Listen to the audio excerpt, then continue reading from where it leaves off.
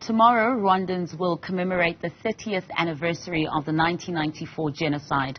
An estimated 800,000 minority Tutsis were killed in just over 100 days by the ethnic Hutu extremists. To help us reflect on the 30th anniversary, we're now joined in studio by author, journalist and TV producer Hamilton Wende. Hamilton, thank you so much for joining us this evening.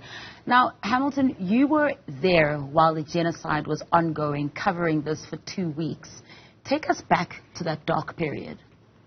Well, it's interesting because tonight is the actual 30th anniversary of when the plane carrying the president of Rwanda and of Burundi was shot down. No one to this day knows exactly who shot it down or why they shot it down. It's still very controversial, difficult claims and counterclaims.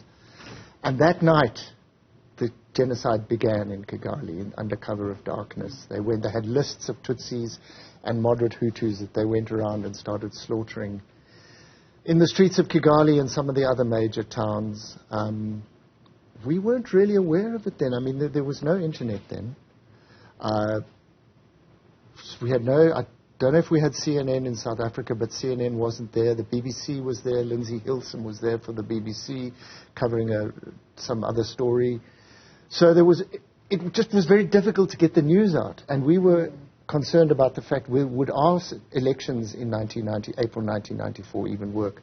So we suddenly, after the hype of our elections, which was wonderful, and they were wonderful, we looked and we said, okay, Rwanda. And London said, go to Rwanda. I went as a panorama team for the BBC. And we couldn't find any maps of Rwanda. We had no guidebooks. I mean, it's hard to imagine that in a Google world today. Yeah. And we arrived on the border, Ugandan and Rwandan border, and we crossed over. We had an RPF, which is the Rwandan Patriotic Front, guide, and we had a couple of... The military knew we were there. I mean, we weren't going in on our own, for sure. And there was just silence compared to... And that really struck me. The valleys, these beautiful valleys, were just silent. And then you could smell this kind of cinnamon, prickly smell in the air. And it was from the numbers of dead bodies lying in the houses, in the backyards, in the valleys, as you were driving along the roads. And... That was terribly, terribly disturbing. And then very early on, we came to an orphanage where the children were mostly Tutsis, but even then there was a consciousness, this is not about Hutus and Tutsis, it's about human beings. Yeah. And the people didn't discriminate against Hutu children or Tutsi children, but they were deeply mentally scarred. Many of them had hidden under bodies to escape from the genocidaire, the people who were committing the genocide. And that still remains quite powerful within me, the memory of those damaged children. There was one child with a spear wound in his head, and he had a plaster or a bandage over it. And then shortly after that, we arrived at a church called Nyarabuye, which means place of stones, in very deep rural Rwanda. And there you could see, we arrived as the sun was beginning to set. It was the earliest we could get there. And you could see the bodies all around the church. And in the side of the church, you could see where the blood was literally that high against the wall, where people had been repeatedly attacked. Because they didn't just get slaughtered. They fought back with their own machetes, with bows and arrows. There were very few, if any, guns. And they managed to keep the Hutu extremist assailants at bay for a couple of days, to some degree. They fought back. And the blood was that high on the back of the church, and there were just bodies everywhere. What's that like? I was reading one of your recent pieces that you wrote, Reflections on 30 Years After Rwandan Genocide, to have those vivid images still left with you as well. And I think there was a point where you wrote that it seared your psyche. For those who were there, like yourselves, covering this as well, of course as well the survivors and the victims, but for those who came from the outside in, you are smelling, dead bodies. You're seeing all this blood as well. You are close-knit with these people as well. What effect has that had, that post-trauma? Well, you get to see something that I wish nobody ever had to see. You see, it's almost a cliche. Words do somehow fail one. The darkest side of humanity. And it could be reflected in what happened in the Holocaust in Germany. It could be reflected in Cambodia. It could be reflected in what happened to many Native Americans in their history. And it leaves you a little, I'm becoming a little bit incoherent even on air, you know. It leaves you speechless. I remember when I came out of Rwanda and we arrived in Nairobi, and I looked at all these tourists wearing colorful kikois and Kenya bags and things that they'd just come from the Masai Mara or wherever, and I felt like a wall of glass was separating me from normal life. Mm. And I remember one of my colleagues in Johannesburg, when we got back, said, what was it like? And I said to her, you know, you have to relearn the meaning of beauty. And that was a process. And it remains not completely resolved. You have to relearn, step by step, how to appreciate your own life as it is, and how to appreciate the good things that are happening.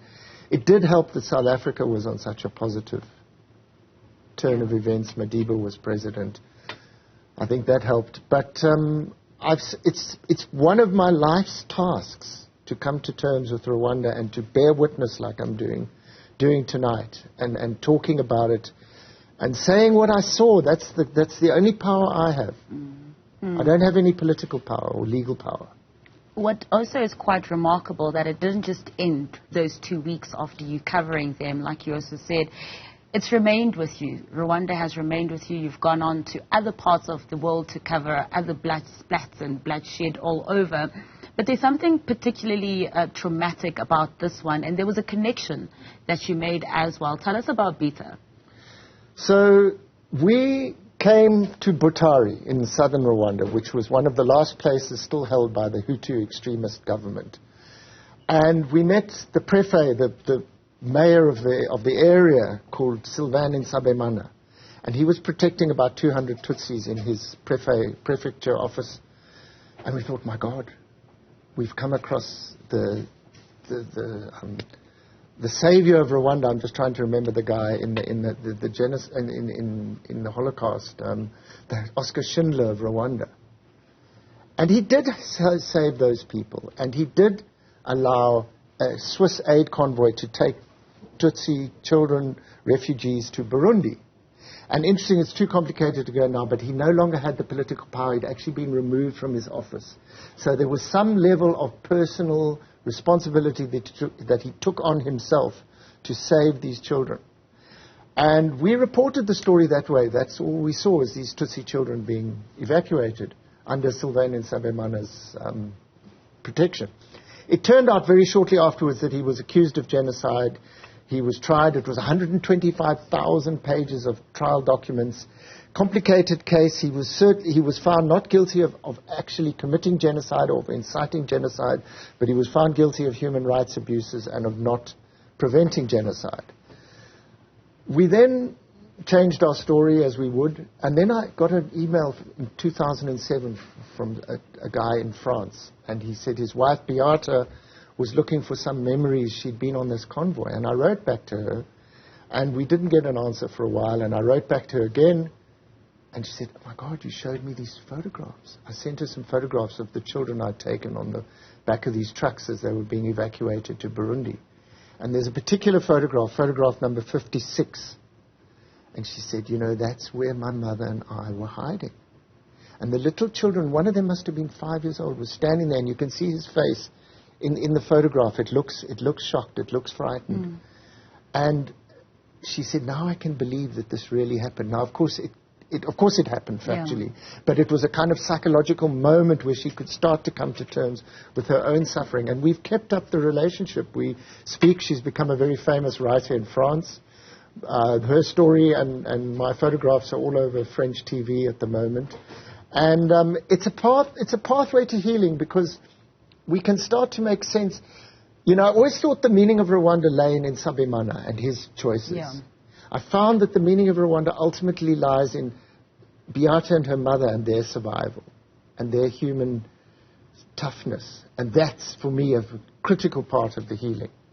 Hamilton, thank you so much for joining us, but more so, thank you for sharing your experiences with us as well, of your time there as well, and moving forward too. So we really appreciate that, and I would encourage people to go and look at and read that article, Reflections of 30 Years of Rwandan Genocide, and of course find that very, very powerful image that you speak of now. Thank you for joining us.